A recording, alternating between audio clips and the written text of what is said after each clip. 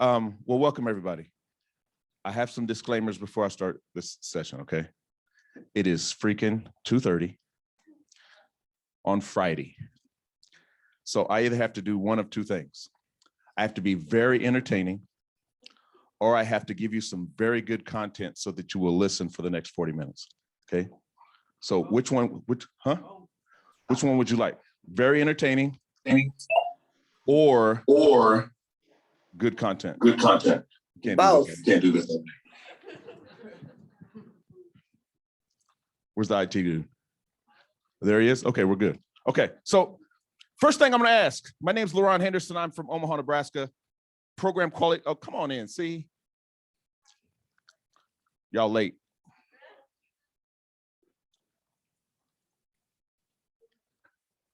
Well, there's some stuff in the back. That's a one. Okay, I hear some more voices. Okay, so LaRon Henderson is my name. Program Quality Director at Collective for Youth. It is great and I'm glad to be here. Great to see everybody. Okay, that's me. First thing I got to get out of the way. I got about 5 minutes to do this. 5 minutes. What do you all need to know about me so that you will listen and pay attention for the next 40 minutes? What do you need to know? My favorite NFL team is probably the Broncos or the Cowboys. Okay, yes. What do I drive? I drive a couple cars. I have a Ford F-150. I have a Nissan Titan, and I have a Jeep Cherokee. So you asked me. If you're gonna judge a brother by the car that he drives, then something wrong with you, man. Something wrong. What else you need to know? Yes. I have two kids. 27 and 24. Both of them have, what do you say? Why you say that? Oh, okay. See, here's what has happened. I'm just gonna tell you, this tape over here has done two things. The first, okay, maybe not Sonia. They have judged me by the car that I drive, and they have just called me old or something. Whatever. I have two children, 27, 24. Both of them have graduated from college. My daughter is a dental hygienist and a professor at the University of Nebraska. She's getting married in January. My son is a audio engineer, has a audio engineering degree and license and all that stuff. He makes music and he works for Baxter Arena on their soundboard in the back. So what else you need to know?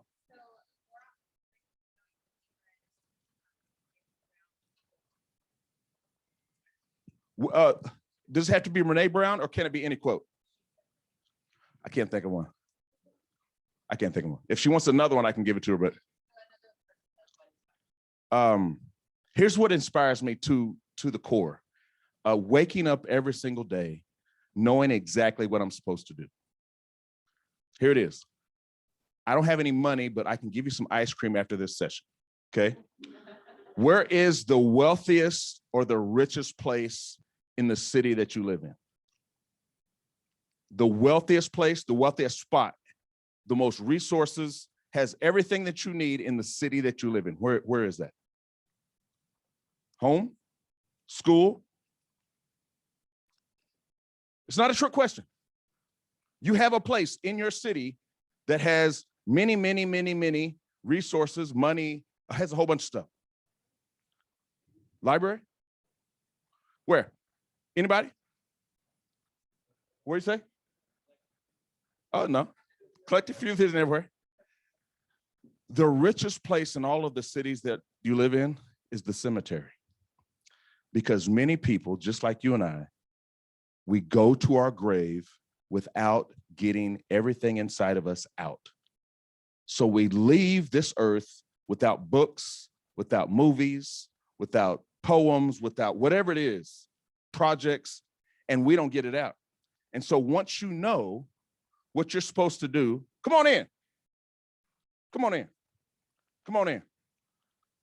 I believe that once you know what you're supposed to do in life, you stop doing everything else and you pursue that. And if you stop doing everything else and you pursue what you really want to do in life, you're always going to be happy. But all of you can remember this. When did someone tell you to grow up? Stop being a kid and grow up. Basically, what they were saying to you was, stop dreaming about what you really want to do and go get a job. And some of us believe that. Some of us said, yeah, okay, I'm not going to do what I really want to do. I'm going to do something to take care of kids or take care of my husband or take care of myself or whatever it is, pay some bills. But if you spent some time doing what you wanted to do, what you really wanted to do, you wouldn't worry. You'd always have some money. You'd be happy. You'd sleep better. All those different things. Making sense? Yeah. So my favorite quote is, the greatest tragedy in life is not death, but living life and not knowing why you're here. It is dangerous to be alive and not know why you've been given life. Other questions? What do you need to know? Favorite Bible scripture, Colossians 3:23. In everything you do, whether work or deed, do it for the Lord, not for men. That's it. Anybody else?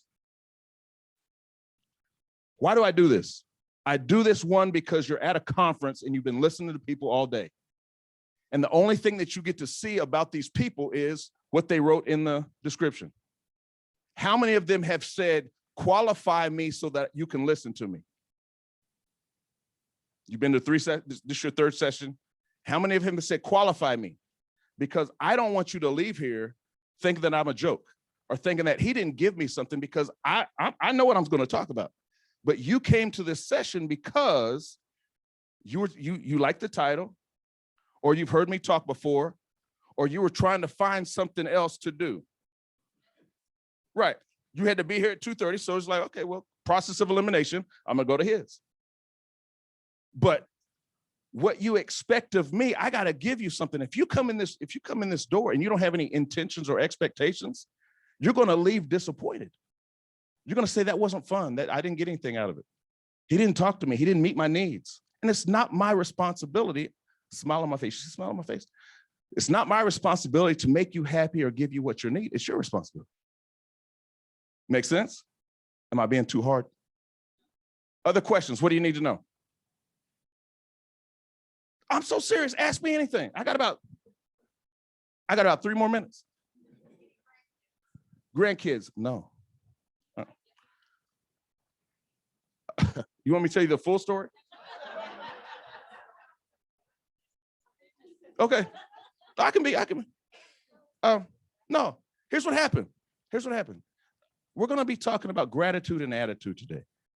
And I'm going to give you many stories as I can, just to be an example. But my daughter's fiance, she met him when she was just in college. He was getting ready to get out of college. And he came into my house. Can you guys see me? He came into my house, and I was in the back. He was sitting in a chair just like this. No joke. He was sitting in a chair just like this. My daughter was standing here. I walked in and she said, Dad, this is Sheed. And I'm expecting the brother to get up and shake my hand. Here's what he did. No joke. Hey, Mr. Henderson, how you doing? That's what he did. Just like that. I didn't say anything. I'm like, all right, dude, I see you. Next day, my daughter said I had to kick him to the curb because he did not respect you the way that I wanted him to respect you. So she put him on ice for about 4 years. Put him on ice for 4 years. And then they started seeing each other again. He came back on, I think it was Thanksgiving or Easter. He came back and he apologized. He's like, I was wrong the last time I came into your house. And I know that you want a better person for this. Before I even knew they were going to get married, all that good stuff. I know that you wanted something better for your daughter. So I'm changing. And he's been a changed man. We're going skydiving tomorrow. Yeah, don't talk to me afterwards. Talk to me. I don't know about that. Other questions? You You don't want to know my education. You don't know where I live. You don't know anything like that. You don't know what I know about gratitude and attitude. You don't know anything about that. I'm so serious. I know that you're not used to having somebody at a conference or as a presentation telling you to qualify them. But I am so serious because every time you go into a room, every time, some of you can write this down. Every time you go into a room, you walk into a room, you give people inside that room the opportunity to either celebrate you or abuse you by the way you walk in. And I know this to be true because we've been at this conference all day. Many of you are not from Omaha, okay? There's a perception that you have of people that may wear the suit that I have. So I have to dispel that. I have to dispel some of that stuff so that you can see me right. So you hear the information, because I think the information that I have is good. But if you can't see past my suit that I'm wearing, you're in trouble. You want me to break that down for you?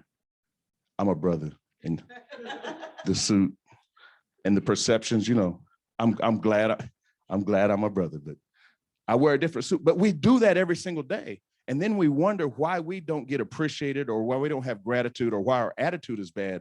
But because we have these preconceived notions of who somebody is, and we don't ever take time to qualify who they are to us, it messes up everything.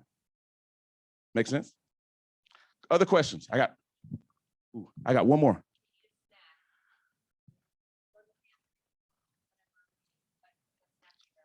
I'm grabbing two things. I'm grabbing popcorn, or this is old school. I'm not gonna call it ghetto because I didn't grow up in the ghetto, but this is real stuff. I'm grabbing popcorn, or I'm grabbing some chips and cheese that I can put in the microwave.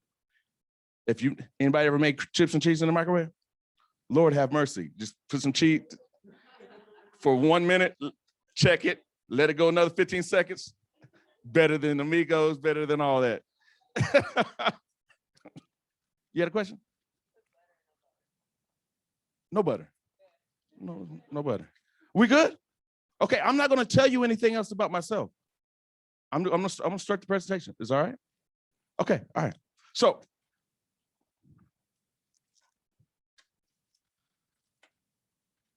these are my notes. I ain't even gonna lie. Those are my notes. I'm gonna talk to you about three things today. I'm gonna talk to you about gratitude, and I'm gonna talk to you about your attitude, and I'm gonna talk to you about the paradigm that you take with you wherever you go. Now, think about for a second, think about why you're in this room. Think about who had to work hard to get you to be right where you are right now. It was somebody. Somebody put some time in, influenced you to come and work with young people or serve people. Somebody did it. Can you see them? Can you see them? We're not here by accident. I am here because I had two people in my life that told me that there was nothing that I couldn't do, and I needed to be somebody. My grandma, I'm gonna take this gum out because don't get grossed out. I was doing a video the other day. I was doing a video the other day, and I did the whole video, and I had gum in my mouth, and I didn't feel like doing it over with no gum in my mouth. And so when people see the video, I'm chomping on the gum, just unprofessional. Anyway, so my grandma was one person that believed in me from day one, told me I could be anything or do anything that I wanted to do. But she was also honest with me. My dad from 9, 10 years old raised me. My mom left, and he was the one that was the backbone. He showed me how to cry, how to laugh, how to work, how to do a bunch of different things. And so I would not be here today if it wasn't for my grandma and my dad. So what I want you to do is just think for a minute. Seriously think, who brought you here? Not who brought you here in the car, but we've all lived a life. We've all done a bunch of stuff, but somebody who loves you or loved you enough took the time to put some skills, put some values, put some life into you. And now you said, I'm gonna go serve somebody else. Think about that person. If you gotta close your eyes, you gotta see them. Think about the person. Now here's what I want you to do. Take about 5 minutes, and I want you to write them something or send them some love. Hold up. I felt that. Don't do anything yet. I felt that. You're like, LaRon, really? You came up here with no notes. You came up here and you tell some stories, and now you're asking us to do something? Oh, yeah. Because here it is. When is the last time that you talked to somebody and they weren't doing this? And they're giving a presentation, or they're telling you how much they love you, but they are constantly looking through this, and you don't know if they really love you or if they don't, but they're supposed to love you, but they're distracted because you don't know. But we say we care about somebody, but we're distracted by a whole bunch of other things. Taking 5 minutes or 3 minutes and just send them a text. Hey, I love you. Hey, I was thinking about you today. Hey, I forgive you. You're not on my mind anymore. How are you doing? We all operate on some level of vibration. Understand vibrations? There's a whole bunch of vibrations going on in this room right now. And have you ever been thinking about somebody, and then 2 minutes later they call you? Or you're thinking about somebody and you get a text from them, something. Vibrations are real. A lot of times, if we're down here, I just call this 96.1, but our friends and our love is at 98.5, we have to raise ourselves up. And one way that we do that is just by sending love to people. How you think about people. The love that you send them, they'll feel it. If you're really connected with somebody, I'm not talking about you love them, but you really connected, and your spirit and their spirit, and you're gelling, everything changes. So if you could, I didn't mean to give you a little lecture. Take 2 minutes, send them something, write something down. Write something down to the person that you owe gratitude to for getting you where you are right now.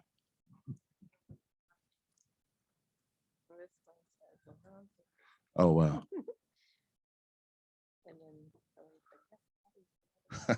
See, there we go. Now you can tell me those when they come up. Take a minute, yeah.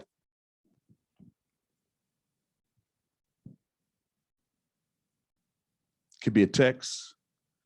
It could be a letter.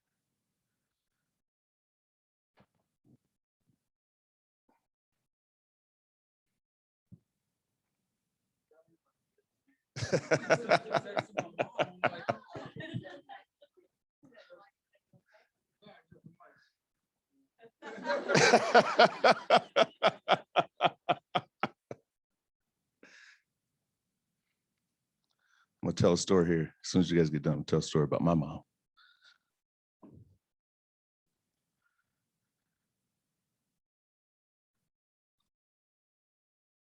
Now, the cool thing about this is you're sending love because of something that you do and something they have done. They don't have to send anything back to you. It's all about you. A lot of times we think that we have to do something to get something. And I say we just have to do something to do something. We can change our atmospheres. We can change our atmospheres in our workplace. We can change our atmospheres in our home by us just making a decision and being who we want to be, not who we think other people need us to be.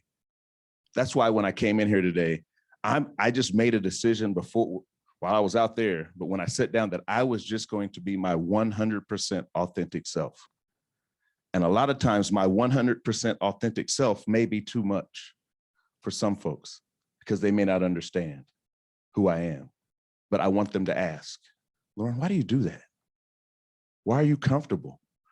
I do believe that when we become comfortable and we take responsibility for what we can do and what we can't do, it frees up a whole bunch of people.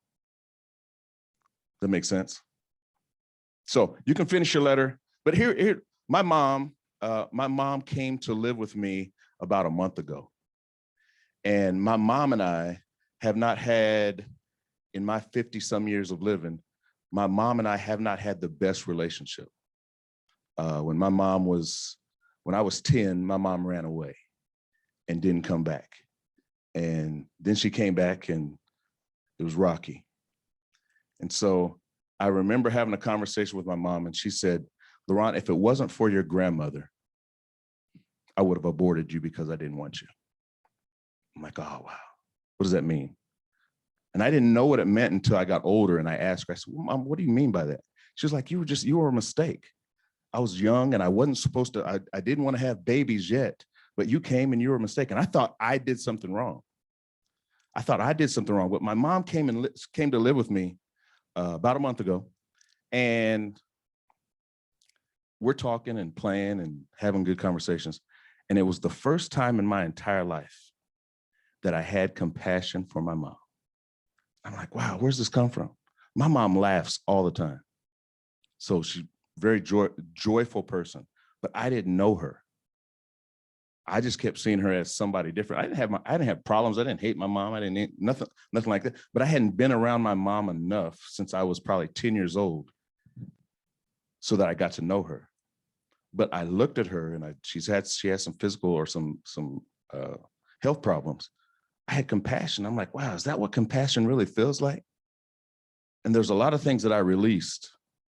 So I had to start being grateful for my mom. My mom was just my mom, but I had to start being grateful and I had to start saying, I didn't have to say it to her all the time, but I had to say, wow, I appreciate my mom. I'm so grateful. I'm so happy that she lives with me now. I'm so happy and grateful that she can wake up and I can hear her laughing. I'm so happy and grateful that she just lets me buy her clothes and lets me cook her breakfast and lets me take her to lunch and lets me do the things that I've never done, but I've never felt like that before. But imagine what would happen to me if I wouldn't have allowed myself to be who I was supposed to be for my mom or for anybody. So it's really not about them because there's a whole bunch of people. We know and we can say there have been people that have offended us and said crazy stuff to us. They said it over here. They went on about their business, but we still hold on to that stuff. 10, 15, 20, 50 years later, you're still holding on to something that somebody told you when you were 12. You're bitter. You're angry. You're upset. You can't have real relationships because of something that you haven't held, that you're holding on to that you should have let go a long time ago. I'm not saying that bad things don't happen to people. I'm not saying that at all. I'm saying that's true. But when we find ways, you guys follow me all right? Okay, I don't have any notes.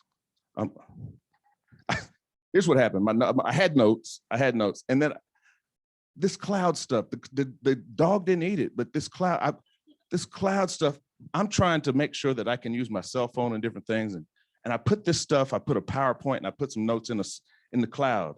And I went to look for them this morning and they were not there. And I said, I'm just gonna go ahead and I tried to write some stuff on the pad and I put the pad in my car. So I'm just gonna go with what's in my head about what I was supposed to say. What was I talking about?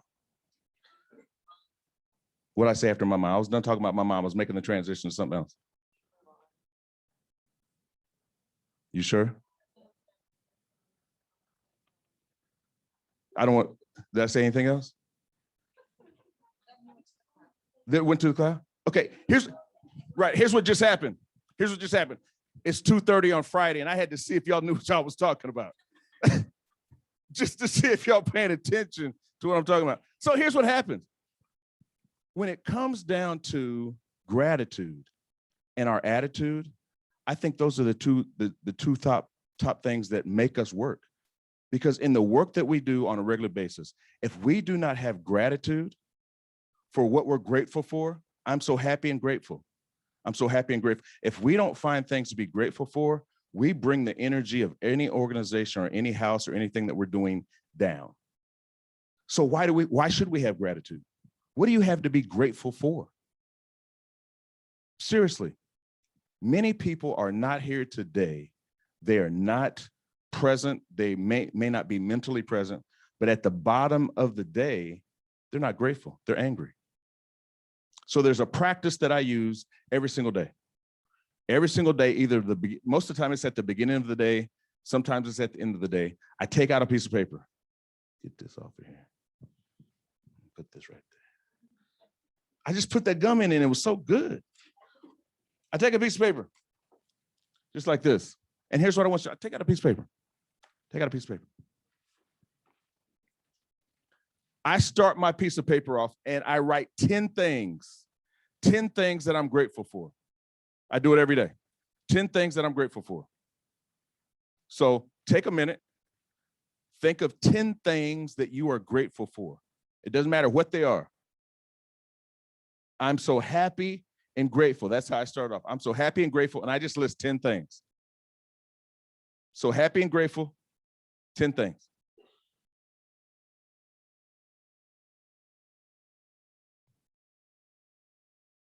I'm so happy and grateful. Write those 10 things down.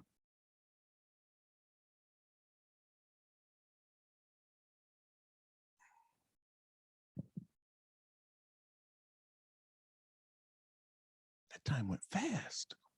My gosh.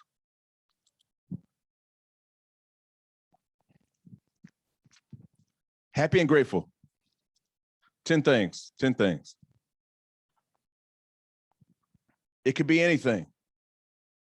It could be Wi-Fi. It could be shoes. It could be it's not cold in this room. It could be food. It's just a practice. 10 things that you're grateful for.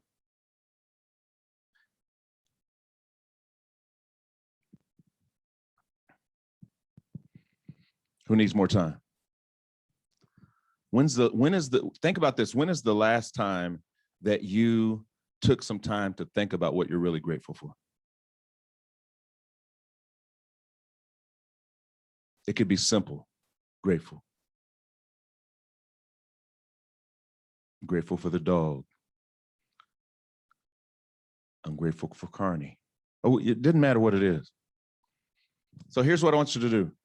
Take about 2 minutes at your table.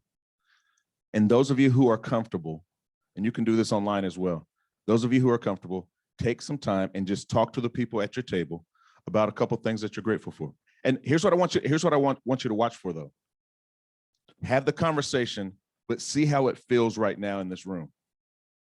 Just see how it feels. And then we're going to do another climate check when we get done to see how it feels. All right, I'm going to give you about 3 minutes. Go ahead. Go. What you're grateful for.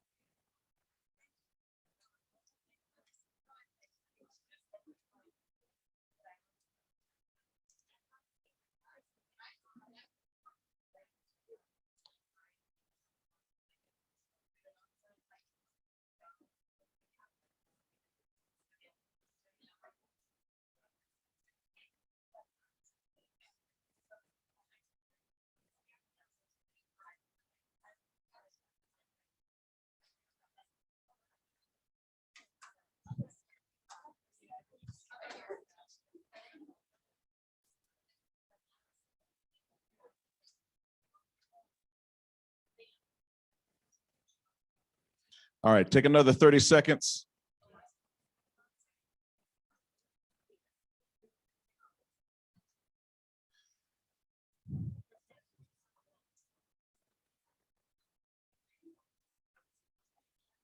All right, go ahead and finish your conversation. I don't want to cut anybody off. You know, we get so used to being on Zoom. And have you ever been on Zoom and you in mid-sentence and you just get cut out of your room or you get cut off? We're live here. We're live. So you heard some things that folks are grateful for. What does that do for the energy in the room when you just say, this is what I'm grateful for? Because we have a lot to complain about. What did you feel as you were listening to people or as you were sharing your information, what you were grateful for? Tell me, how'd that feel? Felt connected, okay? Lightness? Anyone else?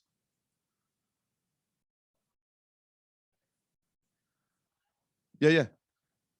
Because in the world that we live in, there's not too many places where gratitude is a good thing. We hear bad stories all the time. But when we find things on a regular basis that we're grateful for, everything changes. Our life changes, our energy changes. Everything that comes out of us is positive rather than negative, because no one likes to hear bad stories all the time. But if the work that we do, we can hear a sad story every single day about a kid not doing something or a family not having something. All right. So after I write down 10 things that I'm grateful for, I do this. I find three people that I need to send love to. 3. I may have problems with, I may not like, I may not even care for, but I'm going to find a way to send them some positive vibes. So here's what I want you to do. Underneath your 10 things that you're grateful for, 3, think of 3 people that you need to send some love, some positive vibrations to right now. You don't have to send it, but if you think it in your head and you say, okay, yeah, my sister gets on my nerves.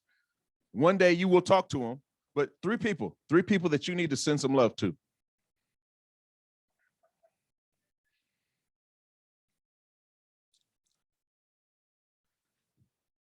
You may not have problems with them. You just don't like them.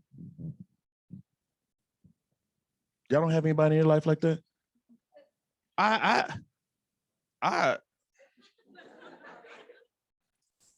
have a bunch of people in my life. I'm getting better, but I have a bunch of people in my life that I don't hate them, but if I have a choice to be around them or not, I'm not going to be around them.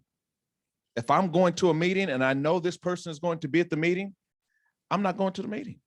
No, I'm good. I don't need to go to the meeting. So you got 3 people? What does that do? When you send love to 3 people, what does that do for you? What does that do for you? What do you say? Makes you feel good.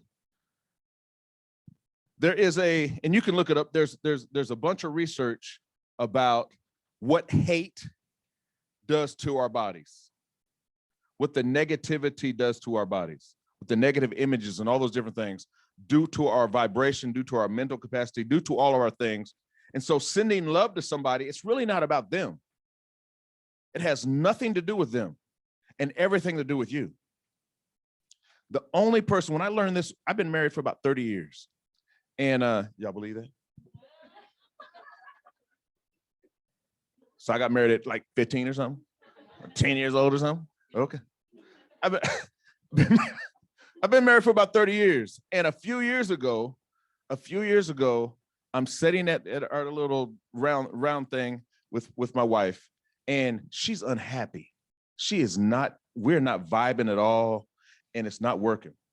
And I said to her, okay, since I'm so bad, since I'm not doing what I'm supposed to be doing as a husband, can you tell me 5 things that I can do for you to make you happy? Okay, she gave me the 5 things. Pretty simple. Wives, don't go home and do this to your husbands. 5 things. And so for about 3, 4, 6 months, I did these things diligently. I did them. And I reminded her most of the time, hey, I'm doing this. Hey, I'm doing this. Hey, remember I did this. Did it. 6 months had passed, and we're sitting at the same table, and she's still unhappy. Everything that I was doing was not working. And I went and talked to one of my mentors, and he said, LaRon, it is not your responsibility to make somebody else happy. It's your job to make yourself happy. And if you become happy, you become grateful, and you have a positive attitude, other people around you are going to do the same. And I'd never heard that before. I thought it was my job. I'm so happy and grateful that I can do this for my family. No, you got to make yourself happy first. So why do I say that? The only person that you can take responsibility for is yourself. And I think in the work that we do, on a regular basis, we spend so much time working with other people and working for other people and getting the kids right and doing all these different things that we forget about ourselves. And I don't know if anybody on their list, the things that you're grateful for, put yourself. I'm just grateful for my health. I'm just grateful for my mind. I'm just grateful for that. I have 10 fingers and 10 toes. I'm grateful that my heart is good and my blood pressure is down and my cholesterol is good. I'm glad that I'm so grateful that I can regularly have a bowel movement every single day. That sounds crazy, but some people are constant. They're sensed up. They can't do it. That's the entertainment part right there. That's the entertainment. That's the entertainment. But when we think about ourselves and the gratitude that we have, everything changes. So let me talk about attitude just for a little bit. Our attitude, the way that we believe, the way that we see the world, positive or negative, changes everything. The only person that can raise your vibration and help you get to where you need to be is you. If you're waiting for somebody else to give you a better attitude, there's not a definition for attitude. Can somebody give me a good definition for attitude? What is it? Somebody, please. Anybody. The vibe that you give somebody. The vibe that you give somebody is your attitude or their attitude. Your attitude. How many of you would say, I'm not talking about anybody in this room. How many would you say, according to your definition of attitude, know somebody who just has a negative, poor attitude? And when you see them, you're like, I don't want to be around them. How many people would say that about you? When she comes to work, she's nasty when she comes to work. Attitude. So what do we do to change our attitude? The same thing that we do, the same thing that we have done to get our attitude the way it is. Repetition, repetition, repetition, repetition, repetition. One of the things that I do every single day after I do the 10 things, the 3 people that I need to send love to, I spend 5 minutes, sometimes 10 minutes, setting intentions for my day. Want me to break that down for you? Think about when you have thought about your greatest desire in life, what you wanted to do. Many times we have a bad attitude or we don't have the right attitude because we're frustrated because we're not doing what we want. We're frustrated that we're not getting what we want. And the only person that can get what we want out of life is us. When's the last time that you told somebody, this is what I want, and you knew exactly what you wanted? When's the last time that you were your true 100% authentic self in a meeting, at home, in front of your kids, in front of your spouse, in front of your boyfriend, at church, in the community that you live in? Or do we walk around just kind of pretending that we have things going on, but we really don't? What's the real you? Because a lot of times our attitude comes from something that we don't have instead of something that we have. So setting your intentions, how do you want the day to end? How do you want the next hour to be? How do you want your life to be? Attitude. Y'all looking at me like, really? That's possible? I've never heard that before. Y'all have heard that before. Someone has told you. But at some point, we stopped doing what we knew we were supposed to do, and we started living somebody else's dream. One guy told me, he said, LaRon, how long are you going to be an extra in your own life? I said, what does that mean? He says, you have a life. You can do anything that you want to do with your life. But you are standing over here watching your life go by because you don't know what you want to do. And I'm like, wow, I didn't really understand that. But my attitude was, I was blaming everybody else for the situations that I was in. So I have one question for you. You can write it down. I only got about 3 minutes left. What can you today intentionally take responsibility for in your life? What can you today take responsibility for your life? Because until you take responsibility for the way that your life is right now, attitude's always going to be bad. And I'm not saying anybody in here has a bad attitude. I'm just saying one way to raise that level, raise your attitude, raise your life is by taking responsibility first. Because here's what we do. Here's what we do. If you don't do this, you've heard somebody do this. You know, I really can't think right now because I haven't had my coffee. You know, it's early in the morning, so don't expect me to talk much. You know, I'm hungry, so I'm just going to be a grouch. I didn't mean to cuss at you, but this person ran in front of me when I was driving. You know, I don't have enough money to pay these bills, so I'm just going to be crazy today. What have we just done? We've just given somebody else control over how we're feeling, so our attitude is bad. When I looked in the mirror years ago and I said, I looked in the mirror, I practiced it before I did, and then I said it. Looked in the mirror and I practiced these words. Don't laugh at me when I say this. I said, honey, can you be my honey? She's not my honey. It's Kristen. Where are you from? Baird. Okay, it's not my wife, y'all. It's not my wife. But practiced in the mirror, and then we were having a family meeting, and told my wife, I said, you know, honey, I love you. I can't even do it. It's too intimate. It's too intimate. Let me go back here. But I said this to my wife. I said, I love you. I love you. I really do love you. And I know we've been married for 13 years. I know that. I said, but I can't live another 13 years like this. I'm taking all the responsibility back. Come on in.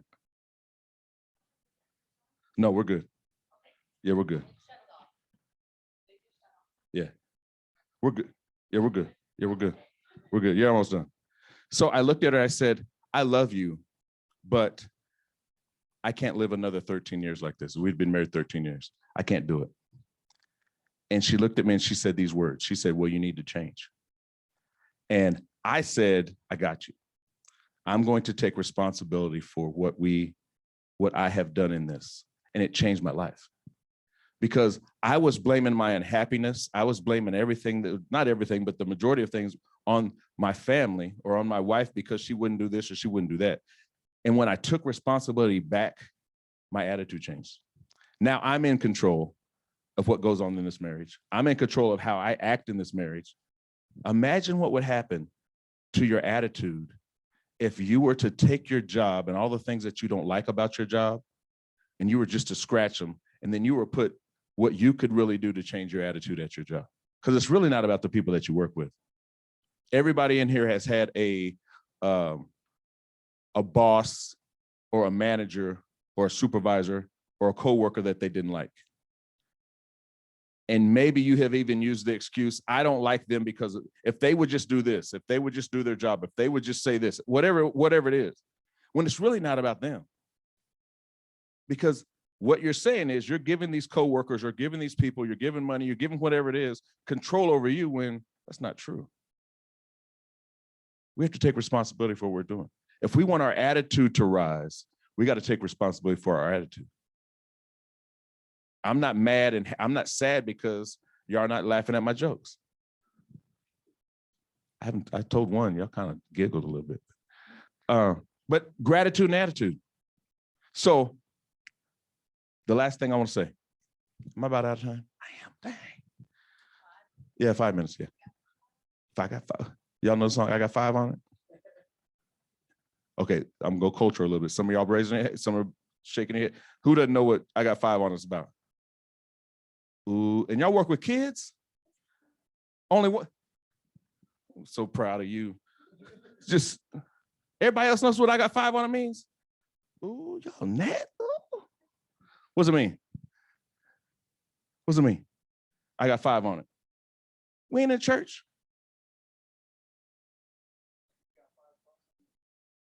See, there. What's your name? Josh? Thank you so much, Josh, for helping these people out that smoke weed that they don't want to tell they smoke weed.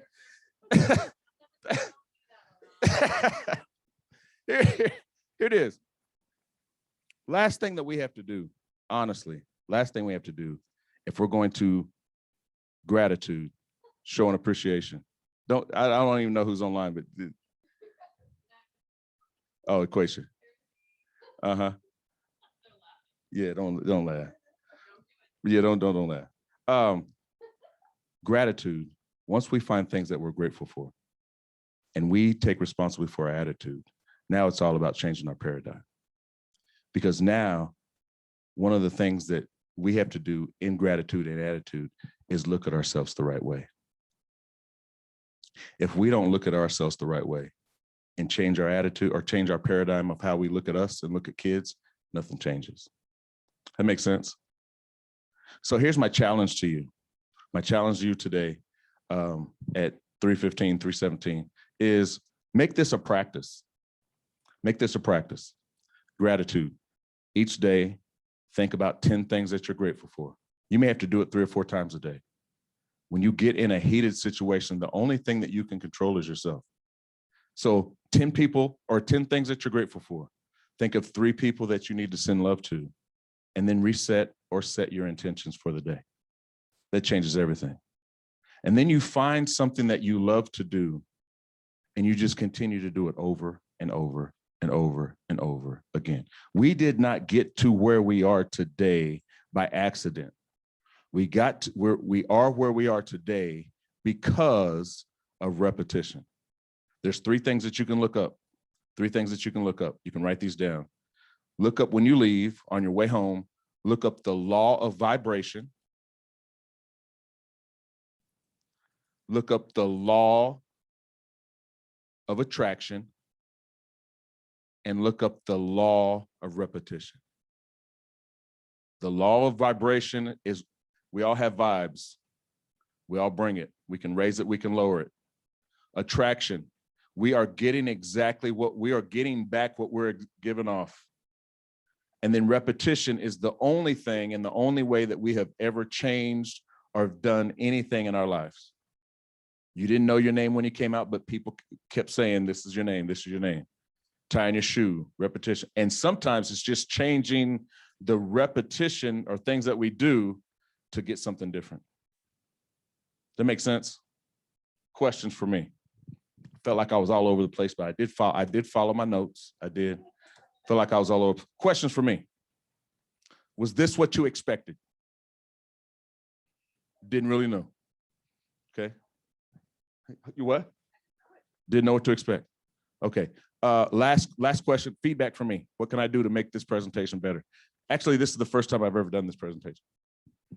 No joke. I don't. Talk to me. More time? Okay. Someone else. What I'm doing is role modeling. We work with kids. We work with kids. Yeah. Click. I'll tell you after just 2 minutes. I'll tell you after. Here's what I'm doing. When we're in front of kids, we give them information and we just expect them to say, okay, this is great stuff. But what I'm trying to do is just model for you. We're adults. I just gave a little presentation and now I'm asking for feedback.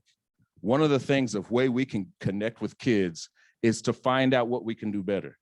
But if we think that we're Superman or we're Superwoman or we have it all together and we don't ask for feedback, now we're not approachable. And I believe we're always approachable. It could just be, how'd that feel? What can Mr. Henderson do to make that better next time? Well, Mr. Henderson, you talk too much. Or we need more time. Or I wish you would have told this story. Or I wish you would have explained that. All those things, now I can go back and I can review and I can say, okay, I need to do this better this time because this makes sense. All right? You following me? Okay, no questions? I'll talk to you after class. Thank you so much. Enjoy the rest of your day. Get some ice cream. Thank you.